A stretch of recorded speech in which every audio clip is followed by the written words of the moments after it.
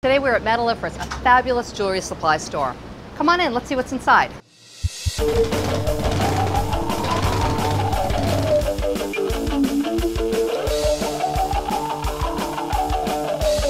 Hey Anthony, how are you? Hi Victoria. Ready to give us a tour around Metalliferous? Absolutely. What would you like to see? Well, I thought we'd look at some tools, metals, and parts for necklaces and bracelets. No problem. It's all here. Maybe we should talk about what a beginner person needs to start doing jewelry making. Picked out a few basic tools that I think you'll find useful. Excellent.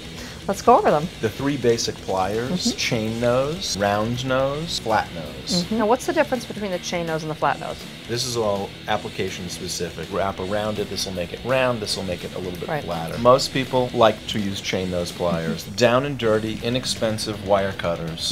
They're useful for cutting solder, cutting little wire, cutting silver. Sawing, one of my favorite things to do. This is your typical jeweler's saw.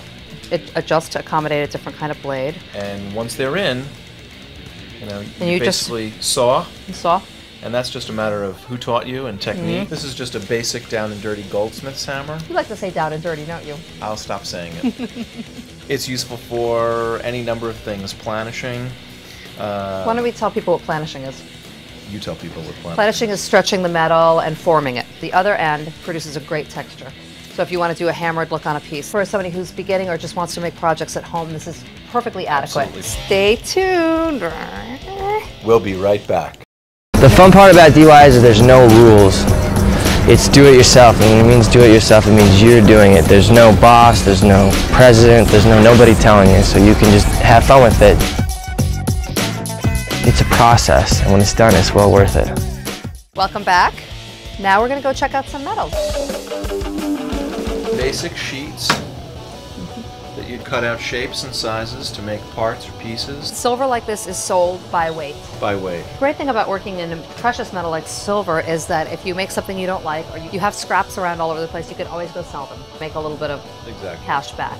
And then you also have basic wire. From Wow, look at sort that. of ludicrous That's crazy. down to a half a millimeter. Dangle pearls. What do you think? Is it me? I think you're a jewelry designer. I think I'm a jewelry designer too. It's beautiful. What does somebody actually do with that? This would be something you'd forge. There's also a lot of base metal here. Okay. Base metal is non-precious metal, usually copper-based. We have Wow. Copper that's big. sheet. Ooh, copper sheet. Copper and silver behave very, very similarly. Copper is great for practice because the price point is so much lower than silver.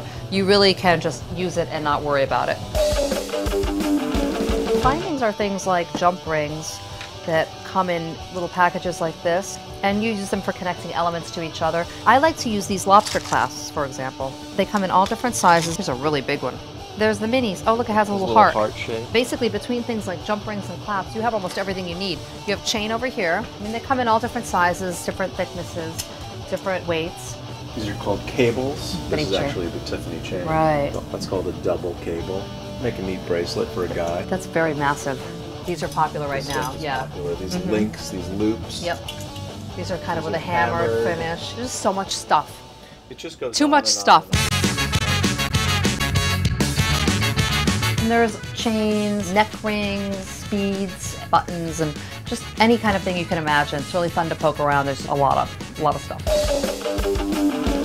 I have been making jewelry for 2.5 years. I have always, since I was a young child, enjoyed making things. I saw a cuttlefish cast ring and I just became obsessed by it. I thought it was the coolest thing ever. Cuttlefish casting is a very old technique. Cuttlefish are darling little creatures. This is a cuttlefish bone. Make a groove or design, it reveals the growth pattern of the bone. I would carve into the bone and then just sandwich it against my piece of charcoal, melt my metal, and pour it in. Here is a ring, pendants, a more delicate design. On top of doing cuttlefish casting, I started to stamp into the bands, made a few mom rings, which you can flip over and then they say, wow, plain love, slave to love.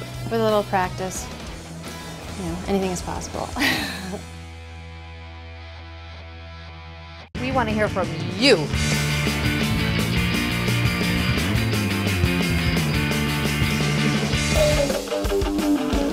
I'm an old punk rocker, so punk rock style is near and dear to my heart. Next week, Adam and I are going to show you our favorite punk rock styles.